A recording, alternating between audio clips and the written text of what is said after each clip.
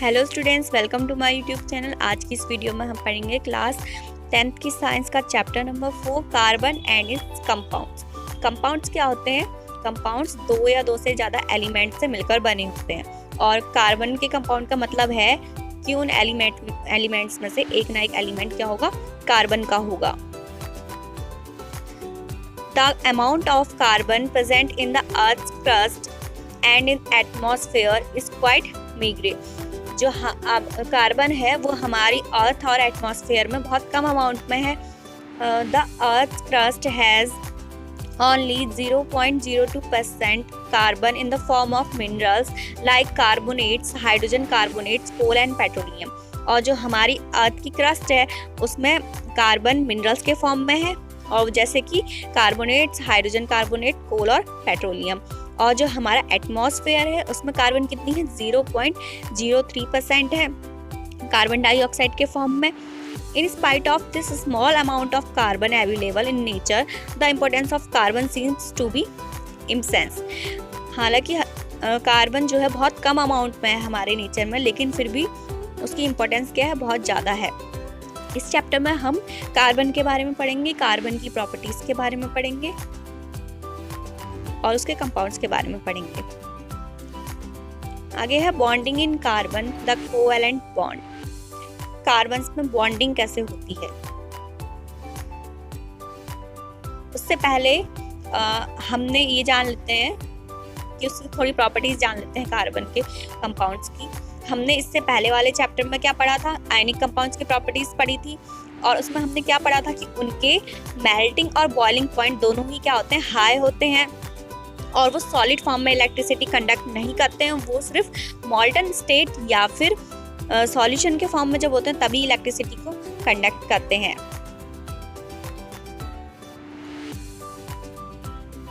और लेकिन जो कार्बन के कंपाउंड होते हैं उनकी प्रॉपर्टीज कैसी हैं? कार्बन के कंपाउंड की प्रॉपर्टीज क्या है?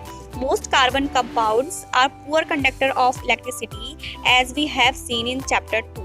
हमने चैप्टर 2 में जैसे कि देख रखा है, जो ज़्यादातर कार्बन के कंपाउंड्स होते हैं वो पुअर कंडक्टर होते हैं इलेक्ट्रिसिटी के।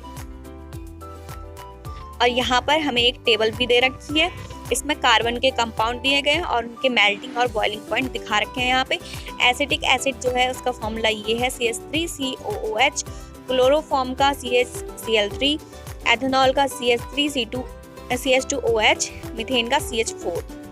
ये सारे क्या है? कार्बन के कंपाउंड हैं, क्योंकि इनमें कार्बन भी है।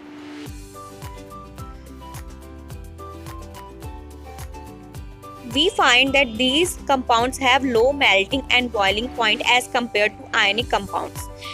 जैसे कि हमने चैप्टर 3 में देखे थे आयनिक कंपाउंड के मेल्टिंग और बॉइलिंग पॉइंट, अगर हम इनके इससे कंपेयर करें कार्बन के, तो जो कार्बन के मेल्टिंग और बॉइलिंग पॉइंट है कार्बन के कंपाउंड्स के, वो क्या है? काफ़ी ज़्यादा कम है उसके कंपेयर में।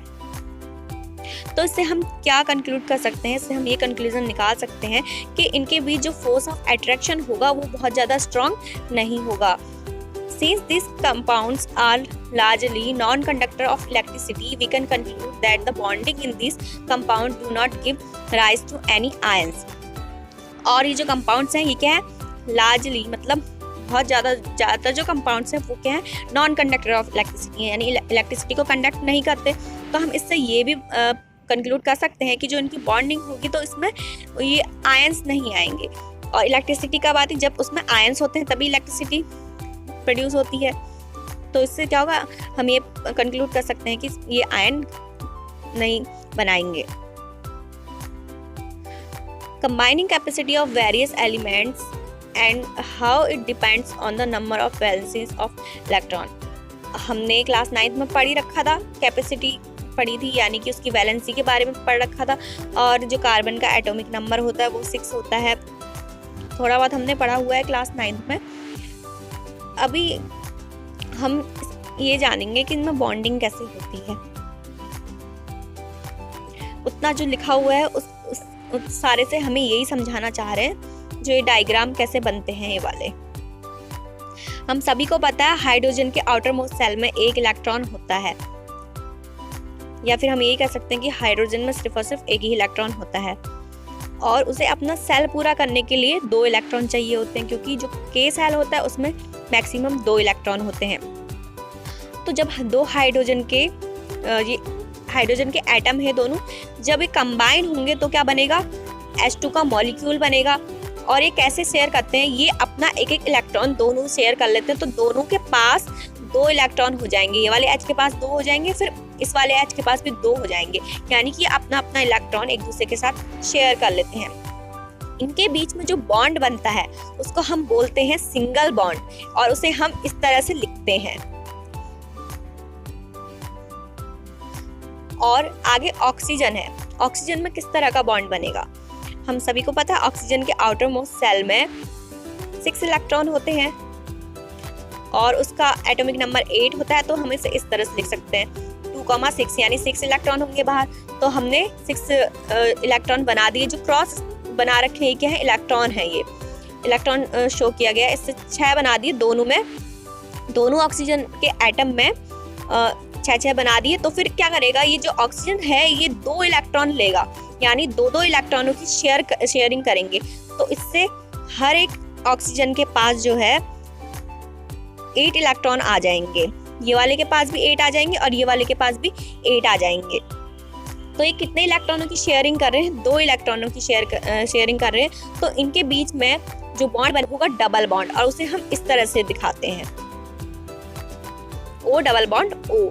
और वैसे ही जो नाइट्रोजन है, नाइट्रोजन में आउटर मोस्ट सेल में उसके 5 इलेक्ट्रॉन होते हैं, और उससे मतलब अपना ऑक्टेट पूरा करने के लिए कितने चाहिए, 8 होते हैं। 8 माइनस 5 तो कितने चाहिए, 3 इलेक्ट्रॉन चाहिए।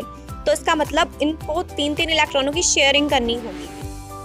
तो हमने 3 इस साइड ड्रॉ कर दिए और 2 इस साइड ड्रॉ कर लिए, उनके आउटर मोस्ट सेल के पूरे कर लिए। फिर ये दोनों शेयरिंग करेंगे, 3 इलेक्ट्रॉनों की शेयरिंग दोनों आपस में करेंगे, तो दोनों में 8 इलेक्ट्रॉन हो जाएंगे, इसमें भी 8 हो जाएंगे, इसमें भी 8 हो जाएंगे। और इनके बीच में जो बॉन्ड बनेगा वो बनेगा ट्रिपल बॉन्ड, क्योंकि ये 3-3 इलेक्ट्रॉनों की शेयरिंग कर रहे हैं।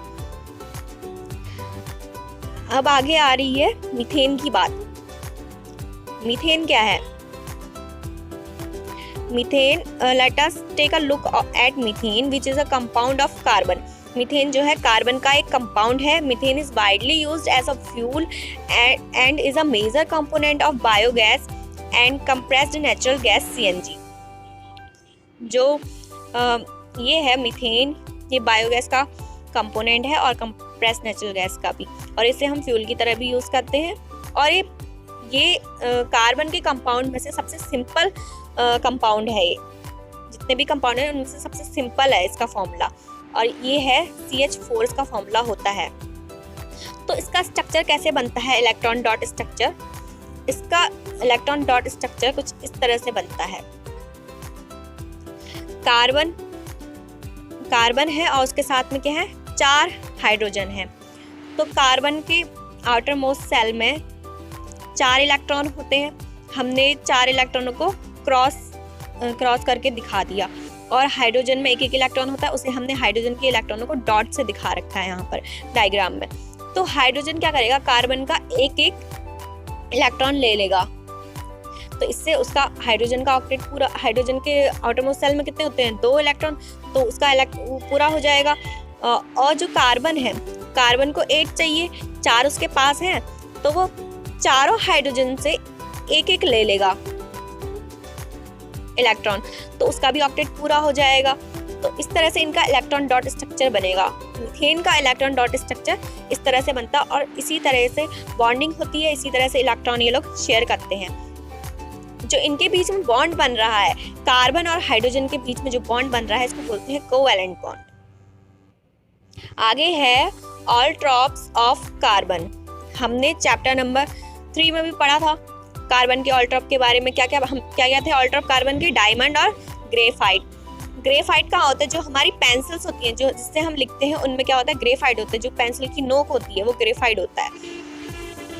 The element carbon occurs in different form in nature with widely varying physical properties. जो कार्बन है वो हमारे नेचर में अलग अलग फॉर्म में है, और उसकी फिजिकल प्रॉपर्टीज भी अलग अलग हैं। Both diamond and graphite are form by carbon atom. जो डायमंड और ग्रेफाइट हैं, दोनों ही कार्बन के एटम से फॉर्म होते हैं। The difference lies in the manner in which the carbon atoms are bonded to one another. बस डिफरेंस ये है, डिफरेंस इस बात का है कि जो एक इसमें कार्बन के एटम है वो किस तरह से बॉन्ड हो रखे हैं। In diamond each carbon atom is bonded to 4 other carbon atoms.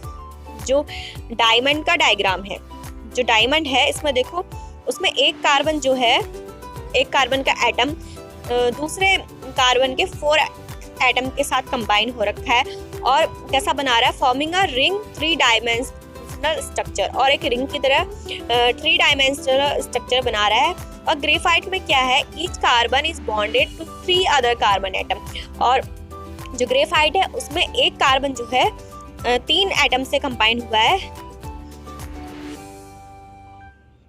Eight the same plane giving a hexagonal array. और इसका स्ट्रक्चर कैसा बन रहा है, हेक्सागोनल बन रहा है। One of these bonds is a double bond, और उनमें एक बॉन्ड जो क्या है, डबल बॉन्ड बन रहा है। And thus valency of carbon is satisfy, और इससे कार्बन की वैलेंसी भी पूरी हो रही है।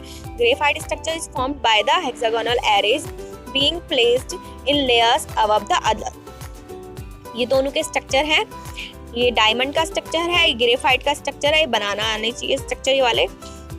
और ये जो है ये C60 का स्ट्रक्चर है जो कि एक फुटबॉल की तरह है।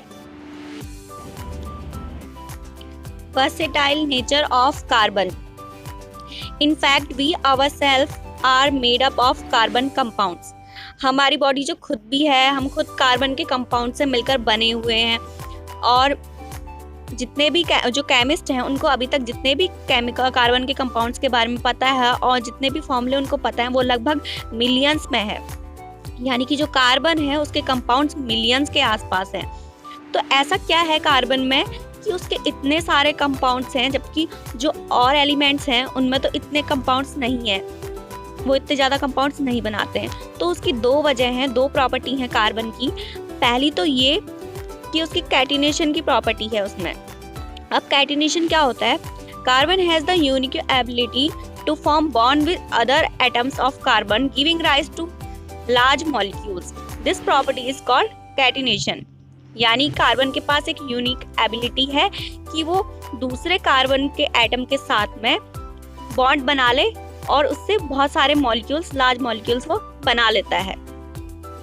और दूसरी कि उसमें टेट्रावैलेंसी है।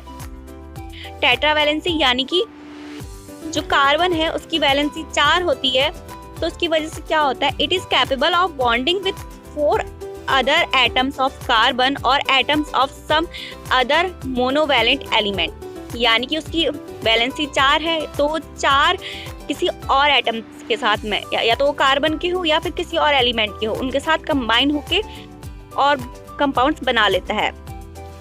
Compounds of carbon are formed with oxygen, hydrogen, nitrogen, sulfur, chlorine and many other elements, giving rise to compounds with specific properties which depend on the elements other than carbon present in the molecule। और जो carbon है वो oxygen, hydrogen, nitrogen, sulphur, chlorine और भी बहुत सारे element के साथ कंबाइन होकर कंपाउंड्स बना लेता है। यानी इलेक्ट्रॉनों की शेयरिंग वो कर लेते हैं, उनकी वैलेंसी अच्छे से कंप्लीट हो जाती है। और जो कार्बन के कंपाउंड्स होते हैं ये कैसे स्टेबल होते हैं, स्टेबल क्यों होते हैं, इसका एक रीज़न ये है कि जो कार्बन का साइज है वो छोटा है और इसकी वजह से जो बनते हैं उसमें बॉन्ड, वो भी क्या बनते हैं, स्ट्रॉन्ग बॉन्ड बनाता है वो। This enables the nucleus to hold on to the shared pairs of electron strongly। अब आगे ये वाला तो हमने पढ़ ही लिया कि जो कार्बन है उसमें टेट्रावैलेंसी और कैटिनेशन की प्रॉपर्टी है जिसकी वजह से वो इतने सारे कंपाउंड्स बनाता है। अब आगे है saturated and unsaturated carbon compounds. तो जो कार्बन के कंपाउंड्स हैं उनको हम 2 कैटेगरी में डिवाइड करते हैं, एक है सैचुरेटेड और दूसरे हैं अनसैचुरेटेड। ठीक है, जो सैचुरेटेड कार्बन कंपाउंड्स होते हैं वो ऐसे कंपाउंड्स होते हैं जिनमें सिंगल बॉन्ड होता है, और अनसैचुरेटेड हम उनको बोलते हैं जिनमें डबल या फिर ट्रिपल बॉन्ड लगता है। हम लोगों ने इससे पहले मीथेन का स्ट्रक्चर तो पढ़ ही लिया था। अब हमें बोल रहे हैं कि हमें इथेन जिसका फॉर्मूला है C2H6, ये इंपॉर्टेंट है बहुत, जितने भी स्ट्रक्चर हैं। इथेन का इलेक्ट्रॉन डॉट स्ट्रक्चर बनाने को बोला है। तो कैसे बनेगा C2H6 का? कार्बन कार्बन को हम इस तरह से कंबाइन कर देंगे और फिर ये सब क्या करेंगे, सिंगल सिंगल इलेक्ट्रॉन की शेयरिंग करेंगे सब। तो इस तरह से इनकी वैलेंसी पूरी हो जाएंगी। और देखो हाइड्रोजन 6 हैं तो हाइड्रोजन भी 1 2 3 4 5 6 पूरे हो गए और कार्बन भी 2 हो गए। तो इस तरह से इनका पूरा ये इलेक्ट्रॉन डॉट स्ट्रक्चर बन गया इथेन का, और इनकी वैलेंसी वगैरह सब क्या हो गई, पूरी हो गई हैं। और हम इनको बॉन्ड दिखाना चाहेंगे तो इनको इस तरह से लिखेंगे कि इनमें सिंगल सिंगल बॉन्ड लगे हुए हैं, किस तरह से जुड़े हुए हैं ये। और हमें फिर आगे बोला है कि इस तरह से ही जैसे इसका स्ट्रक्चर बनाया वैसे ही हमें प्रोपेन का बनाने को बोला है। प्रोपेन का फॉर्मूला है C3H8, यानी अगर हम उसका स्ट्रक्चर बनाना चाहें तो इस तरह से बनेगा। यहाँ पे एक और कार्बन लगा देंगे और यहाँ पे H, फिर नीचे एक और H जुड़ेगा और H इसी फॉर्मूले में। तो देखो ये C3 भी हो गए और H8 भी हो गए, और इनकी वैलेंसी देखोगे तो सबकी कंप्लीट हो गई है वैलेंसी भी। अब आगे हमें एक और कार्बन और हाइड्रोजन के कंपाउंड का, जो कार्बन और हाइड्रोजन से मिलकर बना हुआ कंपाउंड, उसका फॉर्मूला बोला है C2H4 है और इसका नाम क्या है, एथीन। इससे पहले हमने इथेन पढ़ा था, इसमें बहुत फर्क है। सिर्फ यहाँ पे ETHENE और उसमें क्या था ETHANE, लेकिन इनके फॉर्मूले में काफ़ी डिफरेंस है। ये है C2H4। तो इसको हम कैसे बनाएंगे C2H4? हमें सिर्फ अगर हम इसका इलेक्ट्रॉन डॉट स्ट्रक्चर बनाएंगे तो वो इस तरह से बनेगा।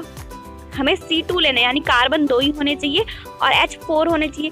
तो हमें ये कार्बन और कार्बन के बीच में डबल मतलब 2-2 इलेक्ट्रॉनों की शेयरिंग होंगी, और जो बाकी एक इलेक्ट्रॉन हो हाइड्रोजन से ले लेंगे दोनों। तो इस तरह से कार्बन की वैलेंसी पूरी हो जाएगी। 4 उसके पास पहले से होते हैं, 2 यहाँ से मिल गए उसको और 2 यहाँ से मिल गए, कार्बन की वैलेंसी पूरी। इस वाले कार्बन की भी वैलेंसी ऐसी पूरी हो जाएगी और हाइड्रोजन की भी पूरी हो जाएगी। तो अगर हम इसको बॉन्ड में दिखाना चाहें तो इस तरह से दिखाएंगे, C डबल बॉन्ड और H सिंगल बॉन्ड और यहाँ पे भी 2 H लगा देंगे, ऐसे ही लगा लेना, ठीक है। अब हमें बोला है कि एथाइन का फॉर्मूला बनाना है हमें, जिसका फॉर्मूला है C2H2। इथेन, एथीन, एथाइन पूछते हैं बहुत ज़्यादा पेपर में भी, और उसका फॉर्मूला क्या है C2H2। तो इसको हम कैसे बनाएंगे C2H2 को? इसमें हमें आएगा ट्रिपल बॉन्ड लगाना पड़ेगा इस तरह से, और H2। अब देखो यहाँ पे कार्बन के पास 4 पहले से होते हैं, 3 ट्रिपल बॉन्ड लगा है, यानी 3 इलेक्ट्रॉनों की शेयरिंग होगी। 3 ये वाले हो गए, 1 ही वाला हो गया, यानी कि 4 उसके पास पूरे हो जाएंगे, 4-4। इस तरह से वैलेंसी पूरी हो जाएगी उसकी। तो जो एथीन और एथाइन थे वो क्या है, अनसैचुरेटेड है, और जो इथेन था वो क्या है, सैचुरेटेड है। क्योंकि हमने पढ़ा सैचुरेटेड वो होते हैं जिसमें सिंगल बॉन्ड होता है, और अनसैचुरेटेड वो होते हैं जिनमें डबल या ट्रिपल बॉन्ड लगता है। आगे है चेन्स, ब्रांचेस एंड रिंग्स। जो कार्बन के कंपाउंड्स हैं वो क्या बनाते हैं, चेन्स, ब्रांचेस और रिंग्स बनाते हैं। अब हम देखेंगे वो कैसे बनाते हैं। उससे पहले ये इम्पोर्टेंट है, मीथेन, इथेन, प्रोपेन, ये जो नाम है इनके, मीथेन, इथेन, प्रोपेन, ये कार्बन के नंबर पे हैं। यानी मीथेन तब है जब उसमें क्या है, कार्बन सिर्फ 1 है, इथेन यानी 2 कार्बन और हाइड्रोजन कितने, 6। वैसे ही propane C3H8, butane C4H10, pentane C5H12 और हेक्सेन C6H14। और इसी तरह से ये इनके स्ट्रक्चर बन रखे हैं। जैसे देख लो CH4 है तो C 1 है, H इसमें 4 है, और वैसे ही C2H6 है तो C 2 है, H 6 है। ऐसे ही सब पूरे कंप्लीट हो रखे हैं और इन सब की वैलेंसीज पूरी तरीके से पूरी हो रखी हैं। अब यहाँ पे बोला है ब्यूटेन, एक तो हम इस तरह से बना सकते हैं जैसा कि हमने यहाँ पे बना रखा है, ये भी ब्यूटेन है, ब्यूटेन बन रखा है। इस तरह से इसका स्ट्रक्चर भी बन सकता है, और बोला है कि इसका एक और स्ट्रक्चर भी तो पॉसिबल है। हम C को सीधे सीधे इस तरह से अरेंज ना करके ऐसे भी तो कर सकते हैं। ये भी तो एक C4 हो रहे हैं यहाँ पे, और जैसे ये बना है वैसे ही ये वाला स्ट्रक्चर भी बन सकता है एक, और दोनों में नंबर तो उतने ही है, C4H10 ही है फॉर्मूला दोनों का। इसमें भी C4 है और H10 बन रखे हैं, इसमें भी C4 है H10 बन रहे हैं, लेकिन क्या है दोनों का स्ट्रक्चर अलग अलग बन रहा है। तो ऐसे स्ट्रक्चर जिनके फॉर्मूला सेम रहते हैं, जिनके लेकिन स्ट्रक्चर अलग अलग बन सकते हैं, उनको हम बोलते हैं स्ट्रक्चरल आइसोमर्स। लिखा है ना, such compounds with identical molecular formula but different structure are called structural isomers. अब हमने हम पढ़ेंगे यहाँ पे कि इनकी रिंग कैसे बनती है। हमने इससे पहले ये वाला कौन सा स्ट्रक्चर था इसका, ये वाला ब्रांच वाला स्ट्रक्चर हो गया, ये इसका चेन वाला था, ये ब्रांच स्ट्रक्चर हो गया। अब हम रिंग स्ट्रक्चर के बारे में पढ़ेंगे, जो साइक्लोहेक्सेन है। अब हमें बेंजीन का फॉर्मूला बनाना है, बेंजीन का स्ट्रक्चर बनाना है, जिसका फॉर्मूला है बेंजीन का C6H6, यानी कार्बन भी 6 होंगे और हाइड्रोजन भी 6 होंगे। तो उसका स्ट्रक्चर कुछ इस तरह से बनेगा बेंजीन का, और ये पेपर में बहुत ज्यादा पूछा जाता है, बेंजीन का स्ट्रक्चर बनाने को आता है। तो इसमें हमें डबल बॉन्ड की भी जरूरत पड़ रही है, क्योंकि अगर हम खाली वैसे करेंगे तो वैलेंसी पूरी नहीं होगी। अब वैलेंसी पूरी हो जा रही है, कार्बन को 4 चाहिए होते हैं इलेक्ट्रॉन, तो 2 यहाँ पे डबल बॉन्ड इधर पे बन रखे हैं, एक यहाँ पे है एक यहाँ पे, यानी 2 3 4 इसकी पूरी हो गई। वैसे ही जो ये वाला कार्बन है, इसमें भी 2 इधर पे हो गए, एक इधर पे हो गया और एक यहाँ से हो गया, इसकी भी वैलेंसी पूरी हो गई। इस तरह से हर कार्बन और हाइड्रोजन की वैलेंसी पूरी है, और ये बेंजीन का स्ट्रक्चर है। आगे है all this compounds which contain only carbon and hydrogen are called hydrocarbons, यानी ऐसे कंपाउंड जिनमें सिर्फ हाइड्रोजन और कार्बन होते हैं उन्हें हम हाइड्रोकार्बन्स बोलते हैं। अभी तक हमने जितने भी पढ़े सब में हाइड्रोजन और कार्बन था, तो वो क्या है, हाइड्रोकार्बन्स है।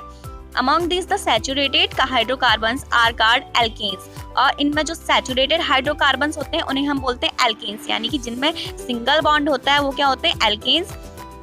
और जिनमें एक से ज्यादा यानी कि डबल बॉन्ड जिसमें होता है उन्हें बोलते हैं एल्कीन्स, और जिनमें ट्रिपल बॉन्ड होते हैं उन्हें क्या बोलते हैं, एल्काइंस बोलते हैं।